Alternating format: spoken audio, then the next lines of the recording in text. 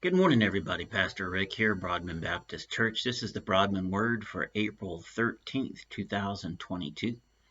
And today we're talking about John 6:35, and the title is Never Hungry.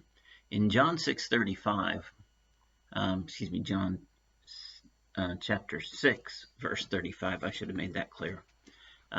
Jesus says, I am the bread of life.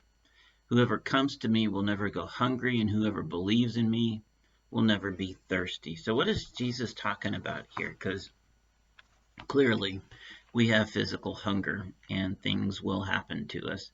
And we have a lot of appetites as human beings, a lot of things that we try to satisfy. And so what Jesus is saying here is that the bread he's speaking of is a person, not some commodity or not something. And then second, when people put their trust in him, they are going to then be in a right relationship and all of their needs will be met.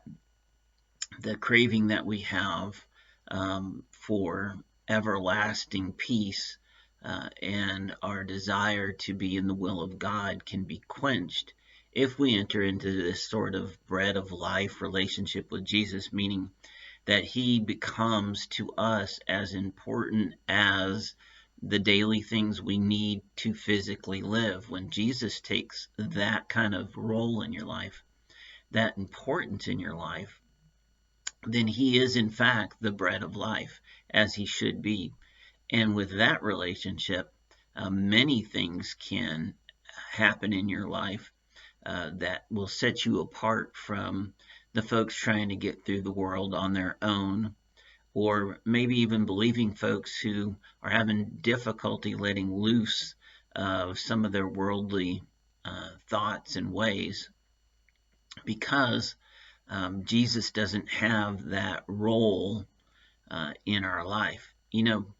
We have lots of appetites and cravings, and companies market products to us because they know what it is that we will want physiologically anyway. They spend lots of money finding that perfect blissful point where you're going to want more and thus buy more. Anybody who's ever had potato chips or any sort of snack food like that, and you say, okay, I'm only going to have a few of these, but you end up eating the bag.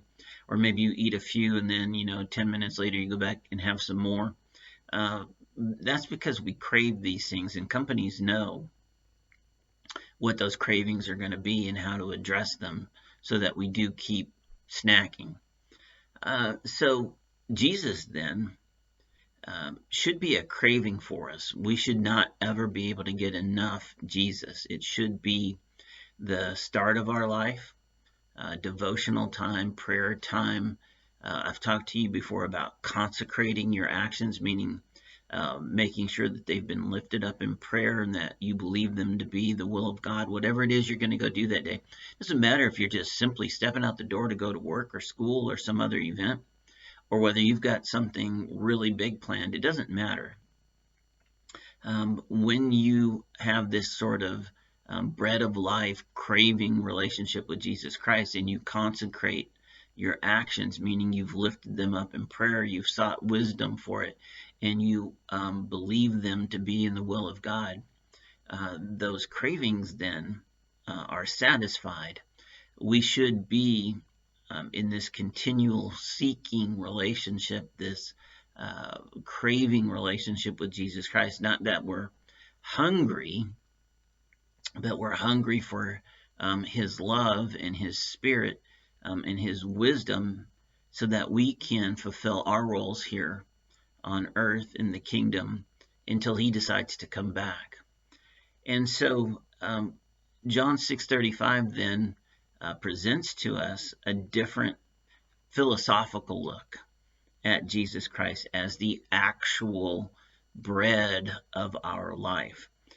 It's probably not an easy place to get to because you have to move lots of other things out of the way. You have to move some actual physical appetites, demands on your schedule, demands on your money, demands on your way of thinking, demands that you be separate from the world.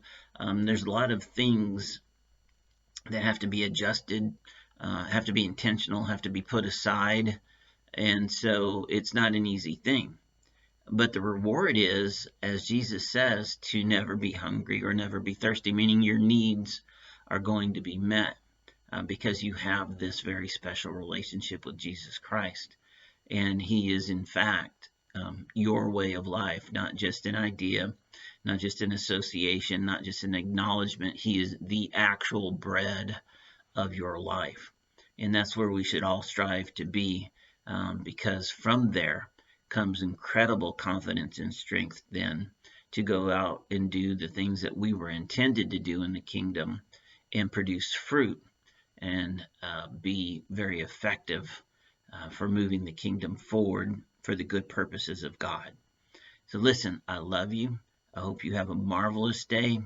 Try to turn that corner and make Jesus the focus of your day. Make Jesus the bread of this day. Take care.